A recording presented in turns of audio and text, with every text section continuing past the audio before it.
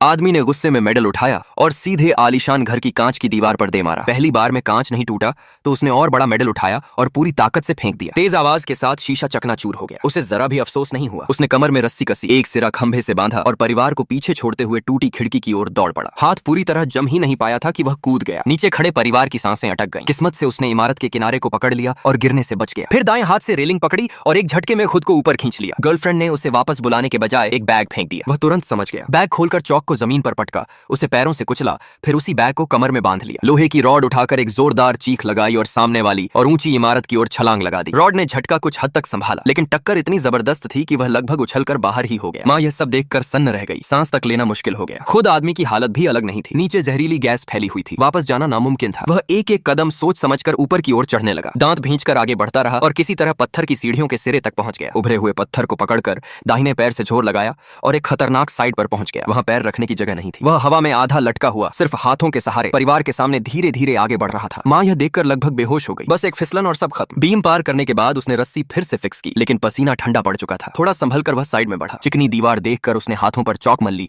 और पत्थर की नक्काशी की दरारों को कसकर पकड़ लिया। हर कदम जानलेवा था। यह दीवार ऐसी थी जहां पैरों का सहारा मुश्किल से मिलता। ज्यादातर काम हाथों की ताकत से ही हो रहा था, लेकिन जैसे ही वह दीवार पार कर ऊपर लगे लाइट पोल को पकड़ने की कोशिश करता है, हाथ जवाब दे जाते हैं। हल्का सा जोर पड़ा और वह फिसल गया। अब मजबूरी में वह साइड की ओर खिसका, किसी और रास्ते की तलाश में। किस्मत से वहां उभरी हुई चट्टानें थीं जहां पैर टिक सका। छत अब काफी पास थी, लेकिन तभी रस्सी पूरी तरह छोटी पड़ गई। कितनी भी कोशिश कर ले, ऊपर की पकड़ तक नहीं पहुंच पा रहा था। कुछ सेकंड सोचकर उसने एक पागलपन भरा फैसला किया। अगले ही पल उसने सेफ्टी लॉक खोल दिया। गर्लफ्रेंड चीखकर उसे रोकने लगी, लेकिन देर हो चुकी थी। अब वह बिना रस्सी के खाली हाथों से दीवार चढ़ रहा था। जरा सी गलती और सीधा मौत। अच्छी बात यह थी कि उसकी क्लाइंबिंग ट्रेनिंग काम आ गई। वह जल्दी ही एक मूर्ति तक पहुंच गया। एक तेज मूव में उसने मूर्ति के मुंह को पकड़ लिया, लेकिन यह निर्माण बेहद घटिया निकला। जैसे ही उसने ऊपर खींचना चाहा, मूर्ति का एक दांत टूट गया। गनीमत रही दूसरा दांत उसका वजन सह गया। संभलते ही उसने मूर्ति के मुंह के अंदर पकड़ बनाई। ऐसी हालत में ऊपर चढ़ना बेहद मुश्किल होता है। पूरा भार बाजुओं पर होता है, लेकिन जैसे ही पैर टिक गए, खेल पलट गया। आखिरकार वह छत पर पहुंच गया। तेजी से दरवाजा खोला और पूरे परिवार को ऊपर खींच लिया। इत्तेफाक से उसी वक्त एक रेस्क्यू हेलीकॉप्टर ऊपर से गुजरा। गर्लफ्रेंड ने समझदारी दिखाते हुए सबको मोबाइल की टॉर्च ऑन करने को कहा। हाथ ऊपर उठाकर मोर्स कोड में मदद का सिग्नल दिया। कुछ ही पलों में हेलीकॉप्टर ने उन्हें देख लिया। रेस्क्यू बास्केट नीचे आई और सब लोग जल्दी जल्दी उसमें चढ़ने लगे, लेकिन जब आखिर में वह लड़की चढ़ने लगी